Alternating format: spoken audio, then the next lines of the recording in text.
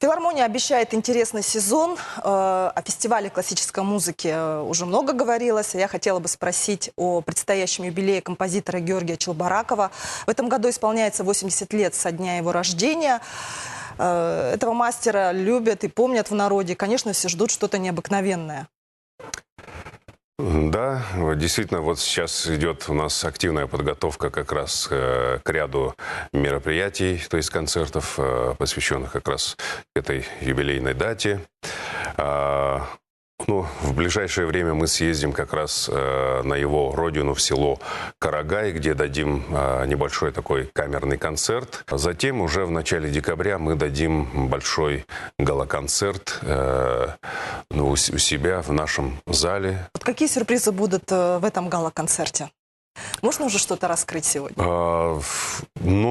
Сюрпризов, я думаю, что раскрывать сейчас не стоит, но, тем не менее, я думаю, что это будет интересный концерт, потому что песни сами по себе, они уникальные и очень душевные.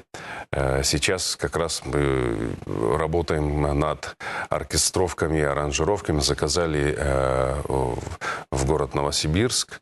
На что еще можно обратить внимание наших телезрителей? Ансамбль хакасского танца «Кюнсузы» в сопровождении фольклорного ансамбля «Вюльгер» представит нам как раз новую программу. Это такие пластические миниатюры. Можно сказать, что это такой небольшой своего рода балет этнический. Затем к нам приедет народный артист Советского Союза Сергей Шакуров с моноспектаклем «Полтава». Приедет виолончелист-виртуоз Денис Шаповалов, а также джазовое трио из Турина «Аккорди дисаккорди».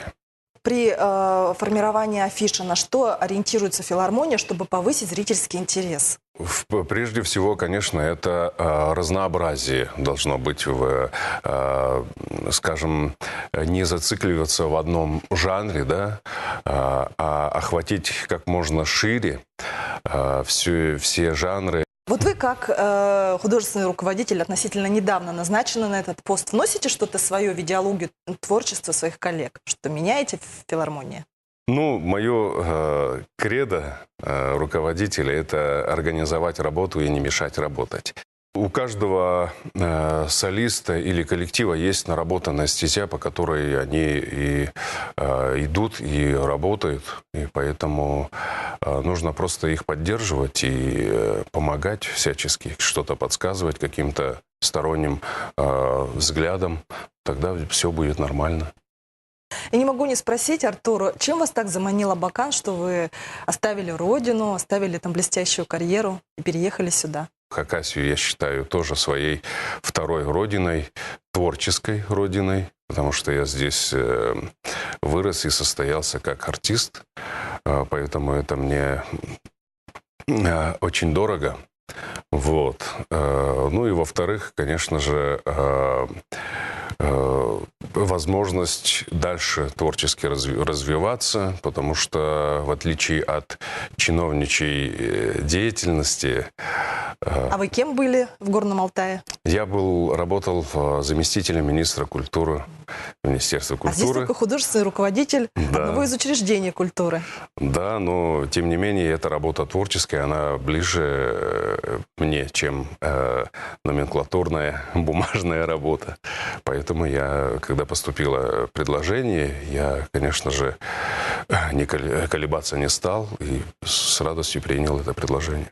Что ж, желаю успехов филармонии, желаю успехов вам, чтобы все у вас получилось в новом сезоне, и зрителей всегда был полный зал.